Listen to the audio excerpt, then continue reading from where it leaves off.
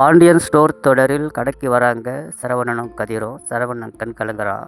என்னடா ஆச்சு, என்ன ஏதுன்னு கேட்குறாரு. தங்கமயில் ஹாஸ்பிட்டலில் கூப்பிட்டு போனீங்களே, என்ன சொன்னாங்க ஏதுன்னு கேட்குறாரு.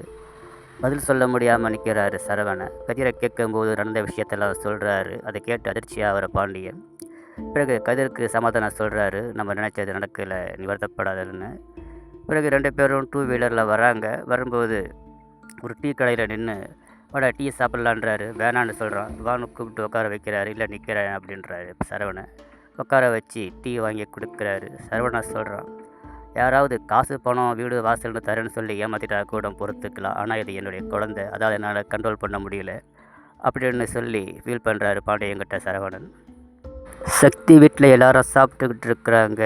பழனியோட மனைவி சுகன்யா வராங்க. அங்கே எதிர் வீட்டில் நடந்த விஷயம் ஏதாவது தெரியுமான்ற மாதிரி கேட்குறாங்க.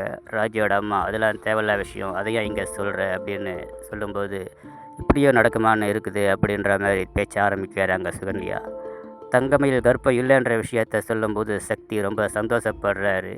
என் பையனை ஜெயிலுக்கு அனுப்பி சந்தோஷப்பட்டாங்கல்ல, இப்போ எல்லாம் அழுவுத்தோம் அப்படின்ற மாதிரி சக்தி சொல்கிறாரு.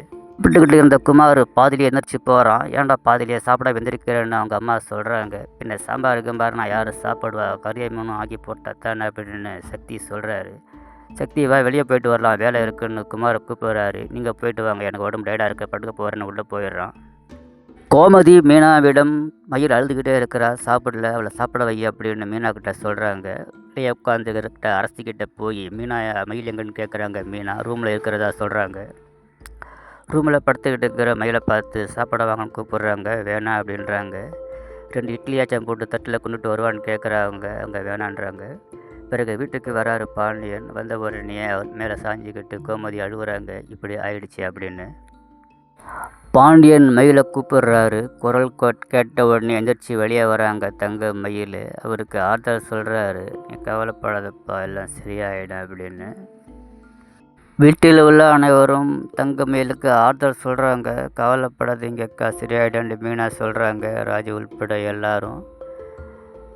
பாண்டியன் சரவணங்கிட்ட போய் ஏதாவது பேசடா போடா அப்படின்னு தங்கமயில்கிட்ட பேச சொல்லி சொல்கிறாரு. அவன் மௌனமாக முண்டு நிற்கிறான்.